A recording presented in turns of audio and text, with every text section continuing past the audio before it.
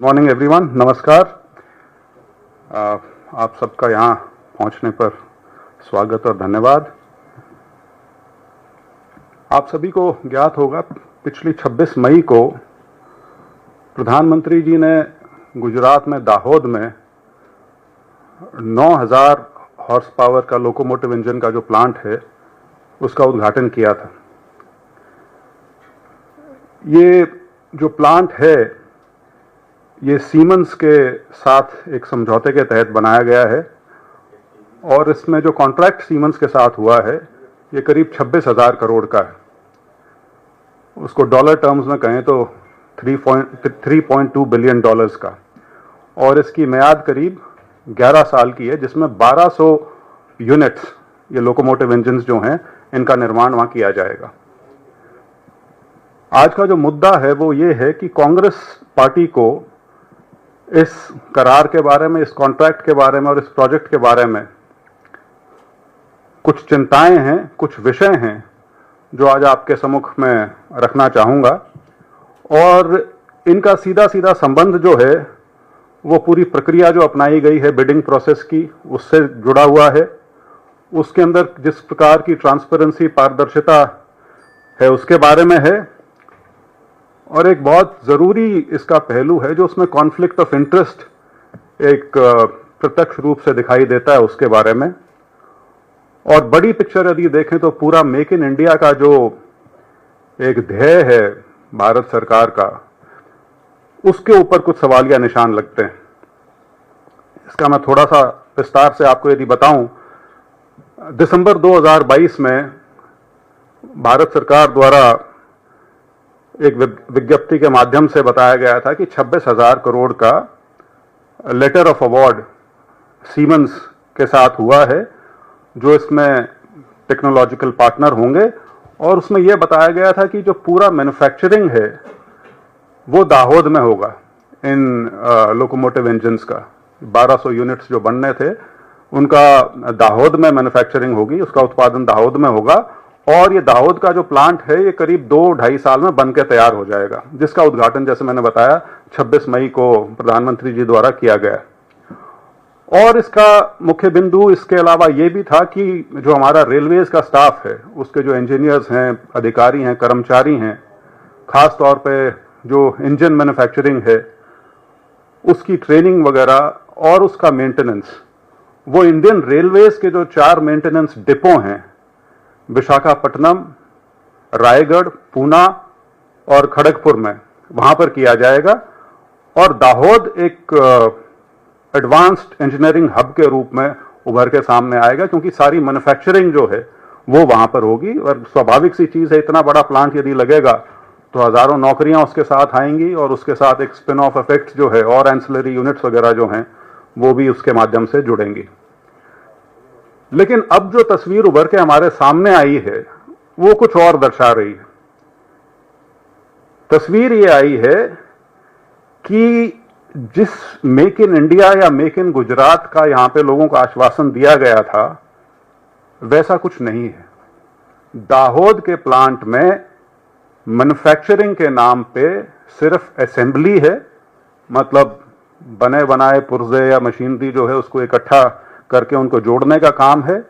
उसकी टेस्टिंग है और कमीशनिंग है। कमीशनिंग मतलब जब बन के तैयार हो जाएगा तो वहां से वो कमीशन हो जाएगा। जो असली मैन्युफैक्चरिंग है क्रिटिकल कंपोनेंट्स की, चाहे वो इंजन सिस्टम्स हों या पावर कन्वर्टर्स हों या और जो इस तरह की चीजें जो इन लोकोमोटिव्स में जाती हैं, वो सारी की सारी सीमेंस के जो अपने प्लांट हैं। ये प्लांट उनका नासिक में है, औरंगाबाद में है और बॉम्बे में है, मुंबई में। ये सारी मैन्युफैक्चरिंग ऑफ क्रिटिकल पार्ट्स जो है वो सीमेंस के अपने मैन्युफैक्चरिंग यूनिट्स में होंगी, उनकी अपनी फैक्ट्रीज में होंगी। तो जो हमारे रेलवेज के इंजीनियर्स को जो ट्रेनिंग दी जानी थी इंजन मैन्युफैक्चरिंग के अंदर, जो उनको इन्वॉल्व किया जाना था, वो अब किस हिसाब से होगा या नहीं होगा, उसके ऊपर भी एक पूरा सवालिया निशान इस माध्यम से लग जाता है। अंग्रेजी में एक इस तरह की चीज के लिए फ्रेज इस्तेमाल किया गया है, स्क्रू ड्राइवर टेक्नोलॉजी। एप्पल के बारे में भी हमको यह बताया गया कि एप्पल के प्लांट लग गए हैं, एप्पल के जो मोबाइल फोन्स हैं अब हमारे यहाँ उनकी मैन्युफैक्चरिंग हो रही है। लेकिन वो भी यही है, असेंबली है, सिर्फ मैन्युफैक्चरिंग नहीं है। तो दाहोद में भी जो सरकार की खुद की विज्ञप्ति थी, उसमें जो क्लेम किया गया था, जो दावा किया गया था, वैसा ना होकर यहां पर भी सिर्फ असेंबली और टेस्टिंग के लिए ये प्लांट बनाया गया है। इसके साथ प्रश्न उभर के आते हैं कि जो पूरी प्रक्रिया अपनाई गई है इस 26,000 का कॉन्ट्रैक्ट देने में, आज तक ये स्पष्टता नहीं है कि इसका बिडिंग प्रोसेस जो था उसमें और कौन कौन शामिल हुए थे और कौन कौन से टेक्नोलॉजी के इस क्षेत्र में जो बड़े बड़े प्लेयर्स हैं वो इसमें इन्वॉल्व थे या नहीं। यदि मैं जिक्र करूं तो बॉम्बार्डियर है या एल्स्टॉम है, क्या वे भी इसके अंदर पार्टिसिपेंट थे, उन्होंने भी क्या अपनी बिड दी थी इसके अंदर। आप सबकी जानकारी के लिए एल्स्टॉम जो है वो इंडियन रेलवेज के साथ करीब उसका 100 साल का संबंध है। बहुत बहुत बड़े बड़े प्रोजेक्ट्स हैं जो उन्होंने इंडियन रेलवेज के साथ हिंदुस्तान में इंप्लीमेंट किए हैं। क्या इस तरह की जो कंपनीज हैं वो भी इस बिडिंग प्रोसेस का हिस्सा थी या नहीं थी। और एक जुड़ता सवाल ये कि जो भारत सरकार ने दिसंबर 2022 में जो अपनी विज्ञप्ति में चीजें कही गई थी उनको बदलकर सीमेंस के बेनिफिट के लिए जो इसके अंदर टर्म्स एंड कंडीशंस में बदलाव किया गया है वो किस प्रकार से किया गया है। और क्या इंडियन रेलवेज को, स्वाभाविक है उनकी जानकारी में तो है क्योंकि भारत की तरफ से इंडियन रेलवेज ही है जो इसमें कॉन्ट्रैक्ट में सीधे सीधे इन्वॉल्व है, लेकिन उनकी सहमति थी नहीं थी और थी तो किस कारण के वजह से थी। इन सब से जुड़ा हुआ प्रश्न जो आगे आता है उभर के वो है कॉन्फ्लिक्ट ऑफ इंटरेस्ट का। आप सबको शायद जानकारी होगी इस बात की कि हमारे जो मौजूदा रेल मंत्री हैं वो राजनीति में आने से पहले कुछ साल कॉरपोरेट सेक्टर में रहे हैं और उनकी एक काम जो उन्होंने किया प्राइवेट सेक्टर में वो बहुत बड़े स्तर पे उच्च अधिकारी के तौर पे वाइस प्रेसिडेंट डेजिग्नेशन था उनका सीमेंस लोकोमोटिव इन इंडिया के।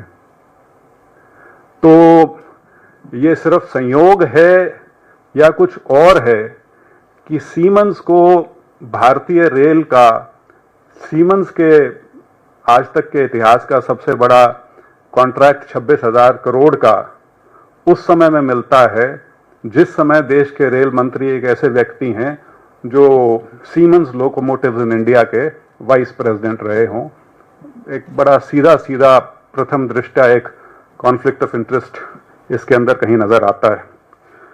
सो ये जिन चीजों का मैंने उल्लेख किया उससे एक चीज तो स्पष्ट है कि यहां पे फॉरेन कॉरपोरेशंस को तरजीह देकर जो हमारी अपनी क्षमता बढ़ाने का जो एक हमारा ध्येय है, जो मेक इन इंडिया का जो एक कॉन्सेप्ट है, उसकी बजाय असेंबल इन इंडिया तक उसको सीमित कर दिया गया है। और हमारी पार्टी की, कांग्रेस पार्टी की ये डिमांड है कि इस पूरे मुद्दे में स्पष्टता आ सके, कुछ क्लैरिफिकेशन आ सकें सरकार की तरफ से। एक पार्लियामेंट्री इंक्वायरी इसके अंदर इंस्टीट्यूट की जाए जिसके तहत इसके जो सभी पहलू हैं इस कॉन्ट्रैक्ट से संबंधित वो उजागर हो सकें। और उस संबंध में हमारे बड़े सीधे सीधे 6 स्पष्ट सवाल हैं जो हम आप सबके सामने रखना चाहेंगे पार्टी की ओर से। पहला है question number 1, why were the details of the bidders not disclosed during the bidding process for the 26,000 crore rupees contract? Were other potential bidders given a fair chance? दूसरा सवाल, why is India, after spending 26,000 crore rupees, still unable to manufacture critical components of its own locomotives at Dahod as was initially promised?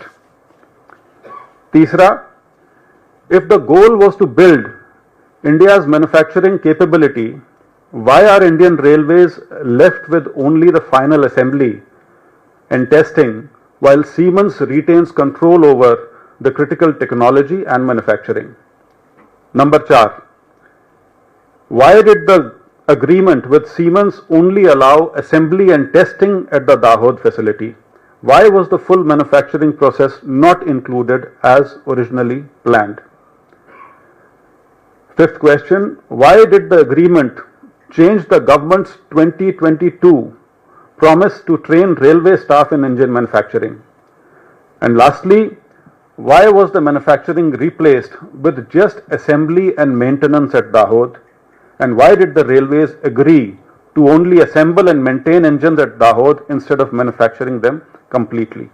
ये सवाल हैं जिनका जवाब सबको मिलना चाहिए, पूरे देश को इससे अवगत कराना चाहिए, क्योंकि बहुत ढिंडोरा पीटा जाता है, बहुत बड़ी बड़ी बातें की जाती हैं, बहुत फैंसी हेडलाइंस के माध्यम से हमें बताया जाता है कि किस प्रकार से हिंदुस्तान एक मैन्युफैक्चरिंग हब के रूप में उभरता जा रहा है, और ख़ास तौर पे इसकी बहुत संभावनाएं जताई गई थी जब कोविड के बाद बहुत सी इंडस्ट्री जो थी मैन्युफैक्चरिंग वो चाइना से बाहर जानी जब शुरू हुई तो ये था कि शायद उसका बहुत बड़ा हिस्सा हिंदुस्तान में भी आएगा।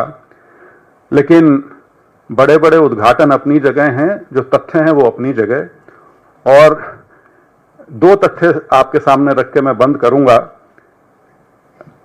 जो हमारा औसत उत्पादन में वृद्धि है,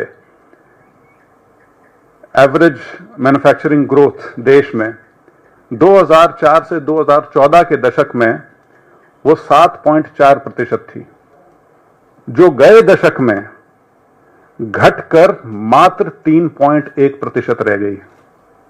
पहला बिंदु ये। दूसरा, और ये डेटा आरबीआई का है, ये ऐसा नहीं है कि किसी ऐसी संस्था का हो जिसको सत्ता पक्ष कह देता है कि आप इधर उधर की एजेंसीज पे विश्वास करके कुछ भी कह देते हैं। आरबीआई का डेटा कहता है, और ये एम्प्लॉयमेंट के बारे में है, वो याद होगा आपको, 2 करोड़ प्रतिवर्ष नौकरियां जनरेट की जाएंगी, उसके बारे में है। This is about share of manufacturing in total employment. 2013-14 में ये आंकड़ा था 11.6%, जो घट के 2018-19 में हो गया 11.6%, और 2022-23 तक का जो मेरे पास आंकड़ा है उसमें यह फिगर घट के आ गई है 10.6%। तो मैन्युफैक्चरिंग के माध्यम से किस प्रकार से रोजगार मुहैया कराया जा रहा है या उसमें वृद्धि की जा रही है वो आपके सामने है। और अंतिम तथ्य यह है कि सरकार का ध्येय था कि सन 2030 तक मैन्युफैक्चरिंग जो है वो हमारे जीडीपी में जो उसकी कंट्रीब्यूशन है वो करीब 25% के आसपास होनी चाहिए। दावा फिर से बहुत बड़ा है, लेकिन सच्चाई यह है आंकड़ों के माध्यम से कि 2014 के आसपास मैन्युफैक्चरिंग सेक्टर का जो जीडीपी में योगदान था वो 17% के आसपास था, जो कि अब घट के, मैं यदि आपको सिलसिलेवार बताऊं, 2014-15 में ये 16.3% था, 2020-21 में घट के 14.3% हो गया, 2023-24 में 14.1 और शायद अब 13.9 पे आ गया है।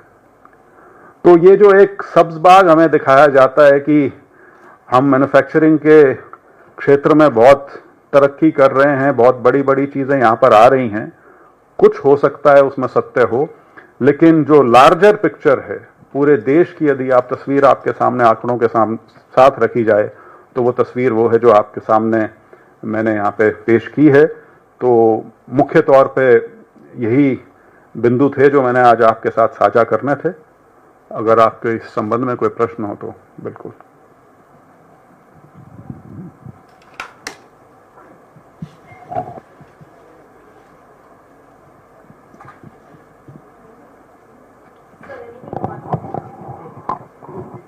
My remit for today is only this. ये जो प्रोजेक्ट है इसको आ रही आवाज? सर, ये जो प्रोजेक्ट है इसका जोर शोर से प्रचार किया गया था और पिछले दिनों जब इसका उद्घाटन हुआ था इसमें बड़े दावे भी किए गए थे, लेकिन आपको क्यों लगता है कि इसमें जो आपने जोड़ा है, जिस कंपनी में ये उपाध्यक्ष रही हैं, इसको लेकर आपकी शंकाएं क्या है? मेन शंका, जैसे मैंने कही कि शंका सरकारी दस्तावेजों से ही है। जो 2022 दिसंबर में जो सरकार ने विज्ञप्ति जारी की थी, उसके अंदर पूरे देश को यह बताया गया था, खासतौर पर गुजरात के लोगों को यह बताया गया था कि जो पूरी मैन्युफैक्चरिंग है इन इंजन्स की, लोकोमोटिव इंजन्स की, वो दाहोद के प्लांट में होगी। और बल्कि उसकी जो एम्प्लॉयज की जो ट्रेनिंग है और उसके साथ साथ जो मेंटेनेंस का काम है, वो भी जो डिपो हैं इंडियन रेलवेज के, उनमें कराया जाएगा। लेकिन तथ्य यह है कि दाहोद में मैन्युफैक्चरिंग नहीं, सिर्फ उसकी जो असेंबली है और टेस्टिंग है उसको वहां तक सीमित किया गया है। सारा टेक्नोलॉजिकल कंट्रोल और मैन्युफैक्चरिंग जो है वो अभी भी सीमेंस के पास है और उनके प्लांट्स में होगा। तो उससे एक चीज उभर के आती है कि जो ओरिजिनली जो बताया था सरकार ने और जिस प्रकार से आगे उसका क्रियान्वयन हुआ है, जो उसका एग्रीमेंट सरकार के साथ हुआ, उसके अंदर ये तथ्य शायद बदल दिए गए जब उनको ये काम सौंपा गया। उस नाते जब आप उसको थोड़ा खोजबीन करने की कोशिश करेंगे तो ये चीज जरूर सामने आती है कि हमारे रेल मंत्री इसी कंपनी में एक उच्चाधिकारी रहे हैं। तो सवाल उठाना बिल्कुल वाजिब है और उसका जवाब जरूर आना चाहिए।